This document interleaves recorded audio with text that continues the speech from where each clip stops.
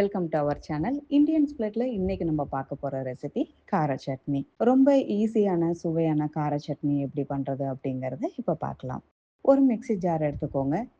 இதுல ஒரு பெரிய வெங்காயம் மீடியம் சைஸ் கட் பண்ணி சேர்த்துக்கிறேன். 6 பூண்டு, இது ஹில்ஸ் கார்லிக், அதனால நான் 2ஆ கட் பண்ணி சேர்த்துக்கிறேன். ஒரு மீடியம் சைஸ் தக்காளி, அதையும் கட் பண்ணி சேர்த்துக்கிறேன். ரெட் சில்லி 15 ரெட் சில்லி நான் ஏற்கனவே தண்ணியில் ஊற வச்சு எடுத்திருக்கேன். நீங்களும் இதே மாதிரி 1/2 அன் ஹவர் தண்ணியில் ஊற வச்சு எடுத்துக்கோங்க. உப்பு 3/4 ஸ்பூன் சேர்த்துக்கிறேன். சர்க்கரை 1 ஸ்பூன்.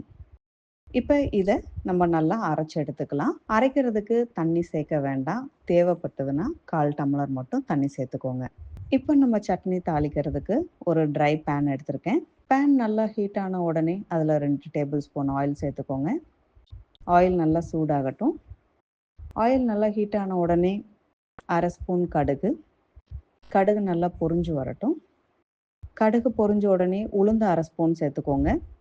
உளுந்து நல்லா கலர் மாறணும். இப்போ இந்த ஸ்டேஜில் கறி லீஃப் சேர்த்துக்கோங்க. கருவேப்பில் நல்லா பொரிஞ்சு வரட்டும். நல்லா பொரிஞ்சிடுச்சு. இப்போ நம்ம அரைச்சி வச்சிருக்கிற சட்னியை இதில் சேர்த்துக்கலாம். இந்த மிக்ஸி ஜார்லேயே நான் இன்னும் 1/4 டம்ளர் மட்டும் தண்ணி சேர்த்து அதை இந்த சட்னி கூட ஆட் பண்ணிக்கிறேன். தண்ணி அதிகமாக சேர்க்கக்கூடாது.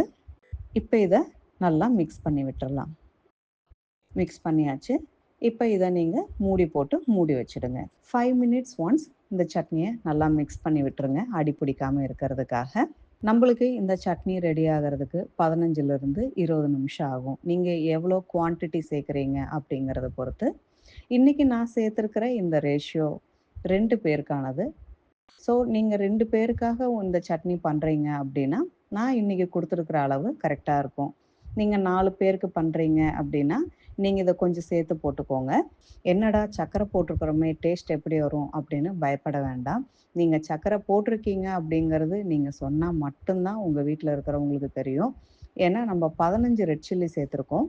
அந்த ரெட் சில்லியும் இந்த சுகரும் சேர்ந்து நீங்கள் ஒரு வாய் ஃபஸ்ட்டு சாப்பிட்ட உடனே இன்னும் வேணும் இன்னும் வேணும் அப்படின்னு தான் உங்களுக்கு அது கேட்க தோணும். அந்த அளவுக்கு இந்த சட்னி ரொம்ப டேஸ்ட்டாக இருக்கும். ஆயில் லேசாக மேலே வர ஆரம்பிச்சிருக்கு. நம்ம இன்னும் 5 மினிட்ஸ் விடணும். இப்போ ஒரு டைம் நல்லா மிக்ஸ் பண்ணிடலாம். நீங்கள் ட்ராவல் பண்ணும்பொழுது இந்த மாதிரி நீங்கள் செஞ்சு எடுத்துகிட்டு போகலாம். ஆயில் லேசாக மேலே வந்துருச்சு. இன்னும் ஒரு 5 மினிட்ஸ் மட்டும் இதை மூடி போட்டு மூடி வச்சிடலாம். 5 மினிட்ஸ் ஆயிடுச்சு. நம்மளோட சட்னி ரெடி. உங்களுக்கு டிஃப்ரென்ஸ் நல்லா தெரியுதா? நம்ம எவ்வளோ சட்னி மசாலா அரைச்சி இதில் விட்டோம். ஆனால் இப்போ நம்மளுக்கு அதில் இருந்த தண்ணி எல்லாமே சுண்டி இப்போ நம்மளுக்கு கிடச்சிருக்கிற சட்னி இவ்வளோ தான். இதை நீங்கள் லேசாக தொட்டு சாப்பிட்டாலே உங்களுக்கு நல்லா காரமாக சூப்பராக டேஸ்ட்டாக நல்லாயிருக்கும். இதை நீங்கள் அப்படியேவும் சாப்பிடலாம், இல்லை இதில் நல்லெண்ணெய் விட்டும் மிக்ஸ் பண்ணி சாப்பிடலாம். இது இட்லி தோசைக்கு ரொம்ப நல்லாயிருக்கும். உங்களுக்கு 2-3 நாள் ஆனாலும் கெட்டு போகாது. ரொம்ப சூப்பராக இருக்கும். சுவையான ரொம்ப ஈஸியான கார சட்னி ரெடி. இதை நீங்களும் உங்கள் வீட்டில் சமைச்சு பார்த்துட்டு எப்படி இருக்குது அப்படிங்கிற ஃபீட்பேக் எங்களுக்கு கமெண்ட்ஸில் கொடுங்க. மீண்டும் உங்கள் எல்லாரையும் அடுத்த வீடியோவில் சந்திக்கிறேன். நன்றி, வணக்கம்.